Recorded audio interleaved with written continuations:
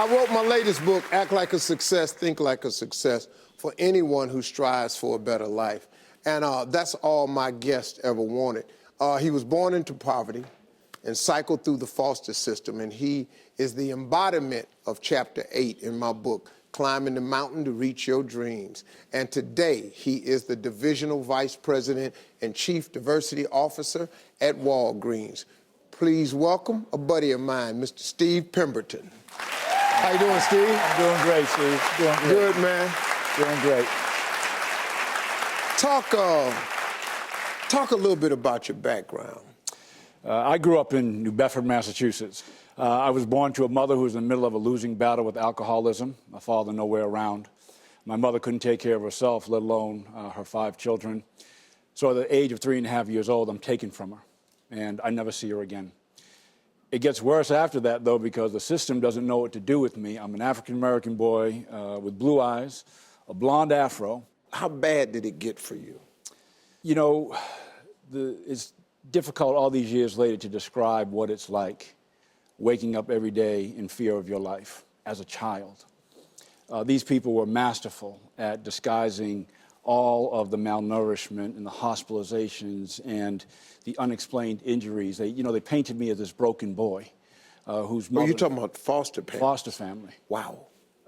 So you know that you're taken in for money. You can tell by the way that people look at you as if you're broken.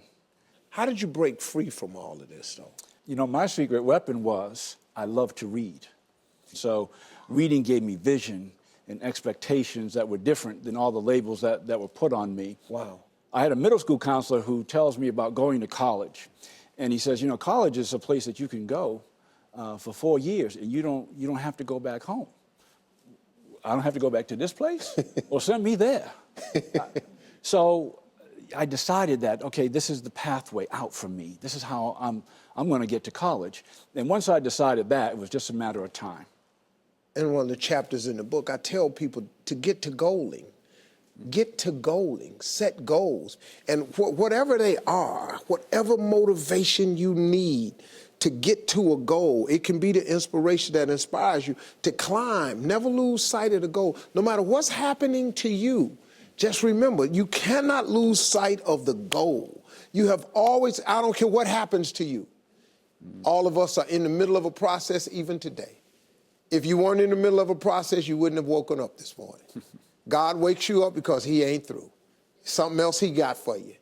How did you grow from there? You made a decision, you're reading, you done got these books.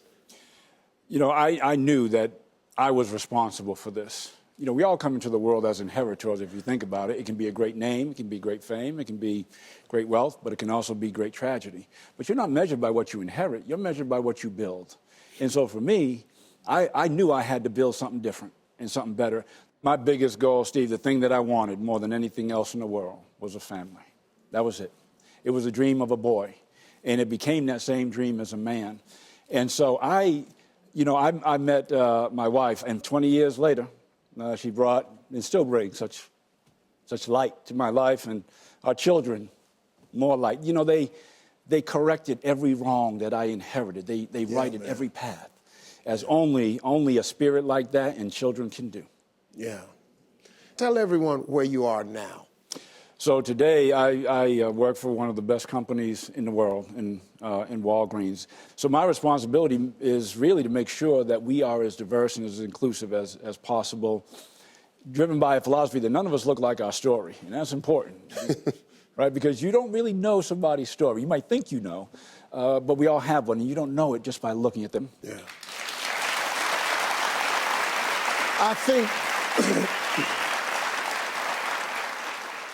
I think also, Steve, that those 4 people on that front row right there, your wife who I've met and your children, I think that's a part of it, because what you wanted so desperately was a family, but what you went through taught you how to treat the family. You know, see, sometimes knowing what not to do is just as valuable as knowing what to do. Sometimes you just got to get wrong so you can turn it around. God takes everything and makes it work, man.